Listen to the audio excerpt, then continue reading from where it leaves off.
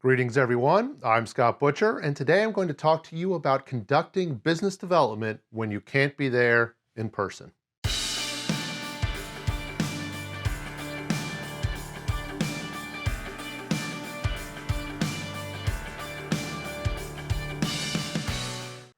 The business climate today has shed a light on the challenges of business development when your job requires you to be out there meeting prospects and clients.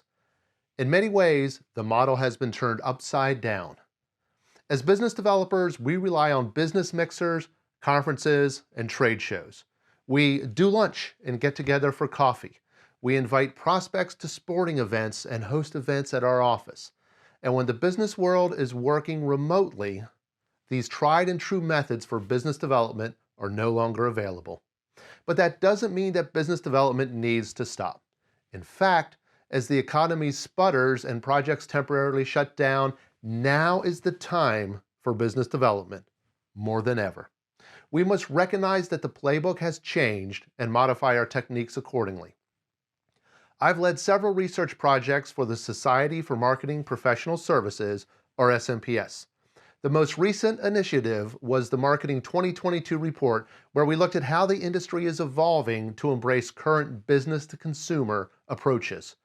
More than 300 firms participated across all firm sizes and company types. We saw a bit of an evolution. Ask about the most important current and future marketing and BD approaches. Participants ranked networking as the most important current approach, with client experience second.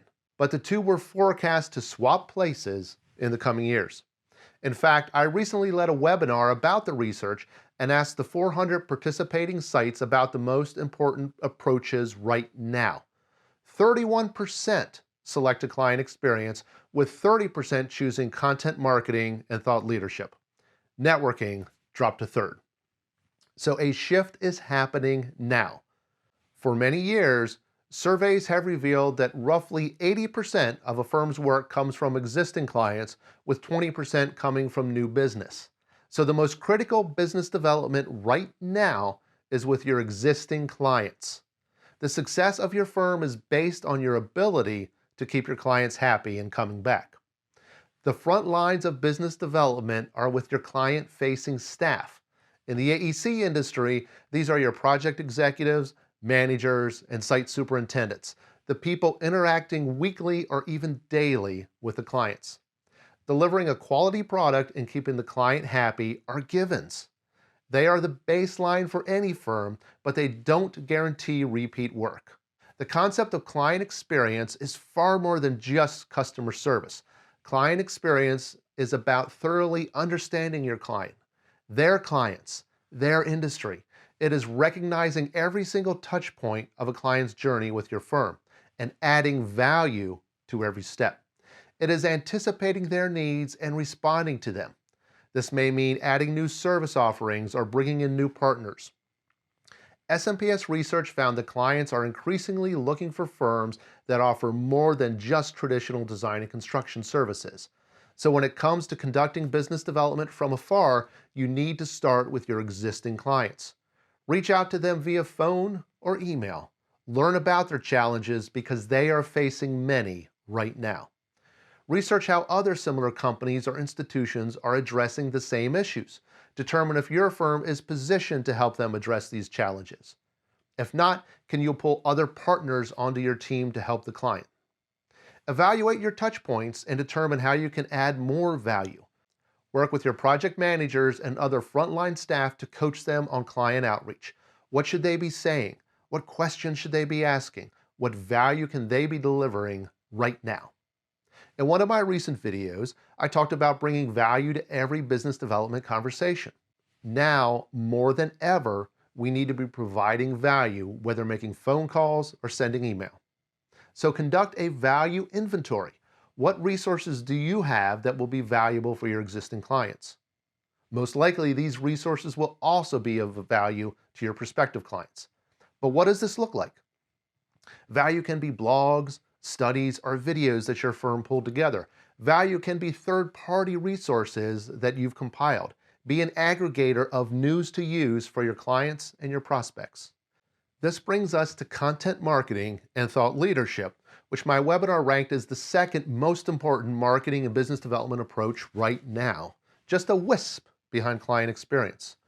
Thought leadership is the highest form of content marketing where you are providing information of value to your audience.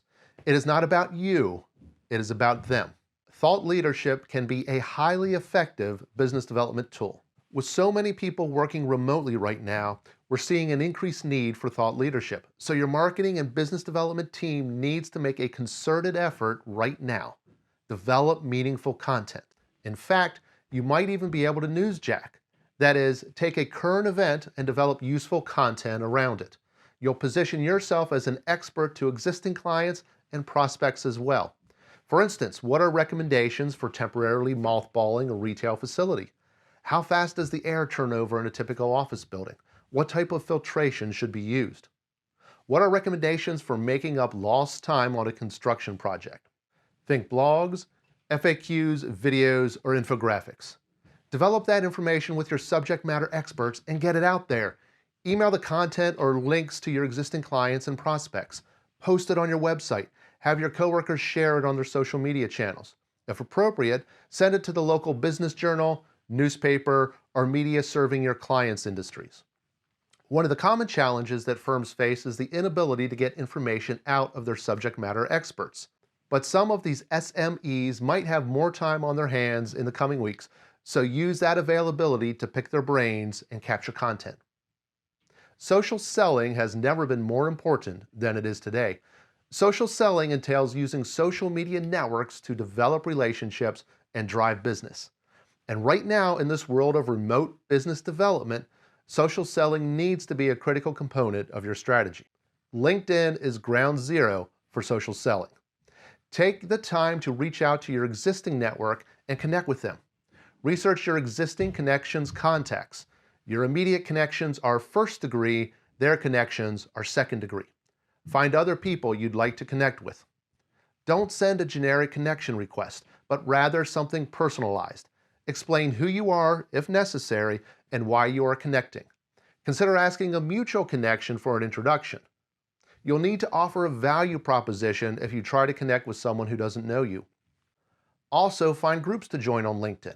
If you belong to any professional associations, start there. There may be an overall group for a national organization and groups for local chapters. There are so many client organizations that allow non-members to join their LinkedIn groups. And then there are the affinity or the interest groups to consider joining. For example, if you target facilities managers, there are LinkedIn groups for the International Facilities Management Association, as well as local IFMA chapters. There's a facilities management group and a corporate facilities management professionals group, among many others.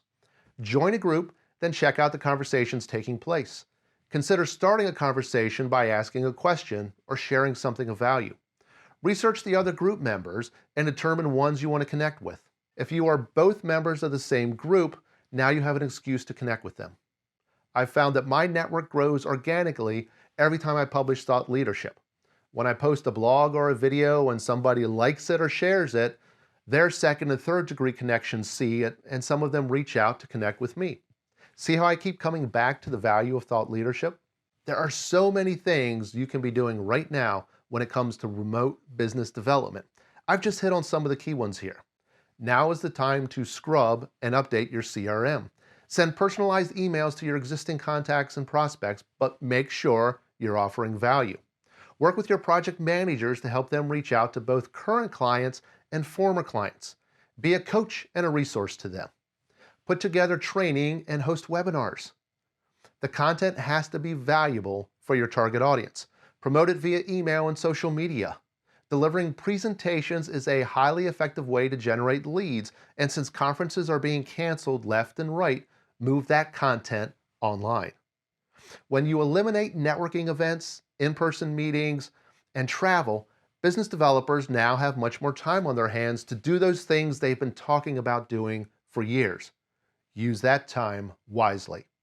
I'm Scott Butcher, and I help design and construction firms improve their marketing and business development acumen through consulting, training, and facilitation.